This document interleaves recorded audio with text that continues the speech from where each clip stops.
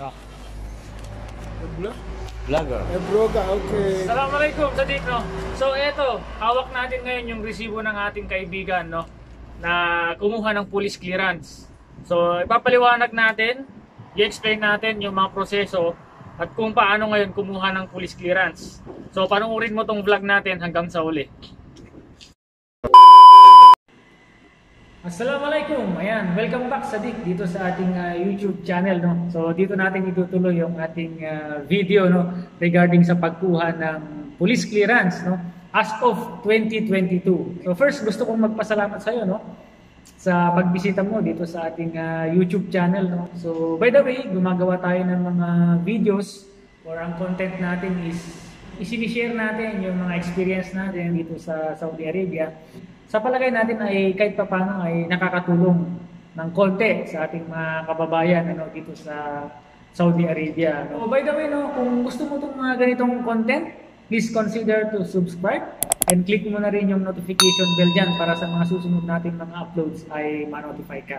Nagpapasalamat pala ako kay Lakay Roldan Robino. Sabi niya, mas maganda kung i-share natin, no, sa ating mga kababayan. Kasi iba na yung proseso ngayon kung paano ang pagkuha ng police clearance dito sa Saudi Arabia. Sabi niya, kung mas maganda, magawa natin ng video. So, ayun nga, mayroon tayong time. I hope makatulong ito sa iyo, Sadiq, no? So, first step, kailangan mong kumuha ng endorsement letter, no? So, saan ba makukuha yung endorsement letter? Siyempre, as of now, no, ang office natin ay nasa VFS Global Building, no? Nasa Al Rafa Al Kubar. So, madali lang naman hanapin yan. I-Google Map mo lang, no? Yung building na yon is ang katabi nun is McDonald's, no? So, nasa roundabout lang yon, malapit. Yung VFS building, nasa second floor uli, yung office natin. So, katabi nun is McDonald's. And dun sa roundabout na yon, ang katapat naman dun is Subbank. So, kaya madali lang mahanap yon. So, yun yung first step, Sadiq. Kukuha ka ng endorsement letter. So, ang kailangan mo or ang pinaka-requirements mo is Xerox copy ng iyong ikama and passport. So, yun yung dala ni Lakay, no? So, ang babayaran mo doon is 185 riyal. So, possible ilagay ko na lang kung saan dyan yung breakdown or yung resibo para magkaroon ka ng idea kung ano yung mga binayaran mo, no? So, pagkatapos ng endorsement letter, mag-aantay ka ngayon ng 10 to 15 days, no? Kasi ipo-process yan siyempre sa Riyadh, no? So, i-message ka na lang ng courier or yung kung anong gagamitin nilang courier like Aramex, no? Tatawagan ka na lang or isi-send na lang sa location mo according to Lakay. By the way, Sadiq, no, baka may mabanggit tayong mga institusyon or yung mga offices, no? So, itong video natin ay wala po silang kinalaman, no? Wala pong nag-endorse, no, dito sa ating video na to. So, gusto lang natin i-share yung experience. By the way, no, meron kasi tayong tinatawag na Embassy on Wheels o yung polo natin, no. So, it's better mag-subscribe ka sa Philippine Embassy Facebook page Riyadh, no. Philippine Embassy in Riyadh, no. Meron tayong Facebook page diyan para malaman mo yung mga Embassy on Wheels, no, para ma-update ka mo yung mga schedule ng ating embassy, no, or yung Embassy on Wheels natin. So natapos natin ngayon yung first step, Sadiq, no. So antayin mo syempre yung endorsement letter na galing ng Riyadh, no.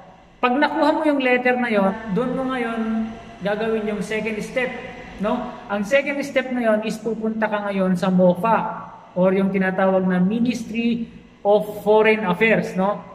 So punta ka ngayon sa MOFA. Ang open ng MOFA is 10 AM. So according to Lakay Roldan, no, mas maaga, mas maganda. Kasi syempre, pila doon, maraming kumukuha ng police clearance, no? So, meron doon nag-a-assist na lokal or yung Saudi, doon ka magpaparegister at kukuha ng number na yon para may stampan na yon yung papel mo. So according to him, no, nagbayad siya ng 80 riyal para sa stamping, no? Yun yung step 2. So, third step naman ngayon, Sadiq. So, third step, kung natapos na yung stamping mo sa MOFA, pupunta ka na ngayon sa police station, no? I-check ngayon yung record mo, no? So, bubuksan nila sa AbShare, no?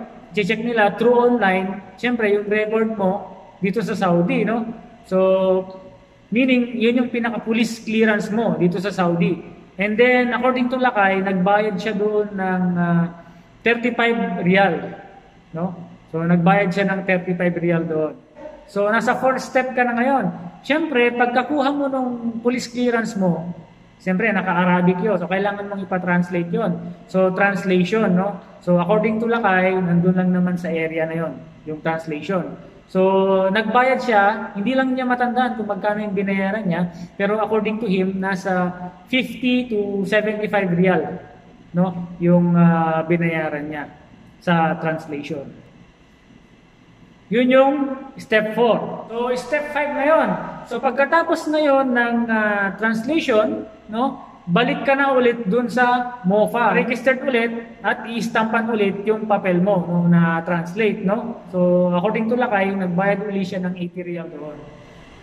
So, natapos mo na yung step 1 hanggang step 5, no? So, okay na. So, by the way, no, paalala lang sa dik, mas maganda, it's better, possible na makabalik ka agad, dun, makapunta ka na kaagad sa ating embassy, no? Or dun sa step 1. Kasi according dito sa police clearance, no, meron pala siyang expiration ng 30 days, no? So, kung nakompleto mo within that day, yung step 2 hanggang step 5, dapat nakapunta ka na sa step 6, no? Maipasa mo ngayon sa ating embassy, no? Doon sa VFS Global para sa authentication naman, no?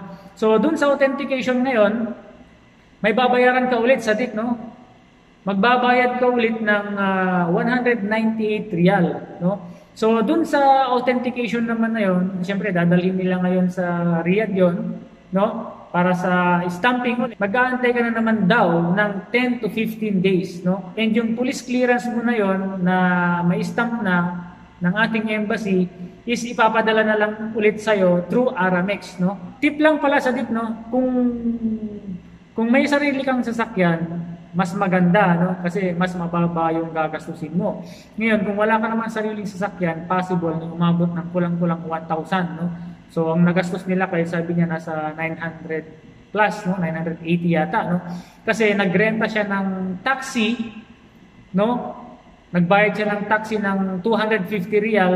Pag-process niya mula step 2 hanggang step 6, no? Nagkataon yung taxi na yon, yung tao na yon is marunong or alam niya yung proseso kung paano pagkuha ng step by step doon sa police clearance from MOFA, from police clearance, from translating, hanggang binalik siya, hanggang dinala siya sa ating embassy, no? Doon nga sa Al Raqqa, no?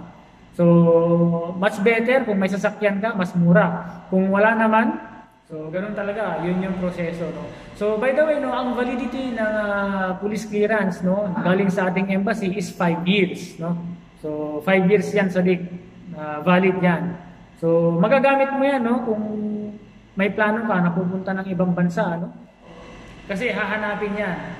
Yan isa sa mga requirements kung galing ka ng Saudi at plano mong pumunta sa ibang bansa. So, ayun, Sadiq, no? I hope may natutunan ka or may nakuha kang tip dito sa ating short video. So, kung nagustuhan mo itong video natin, please like. And kung gusto mo itong mga ganitong content, please consider to subscribe and click mo na rin yung notification bell dyan para sa mga susunod natin mga videos ay ma-notify ka. So muli, thank you so much sa panonood and see you sa next video natin. So God bless.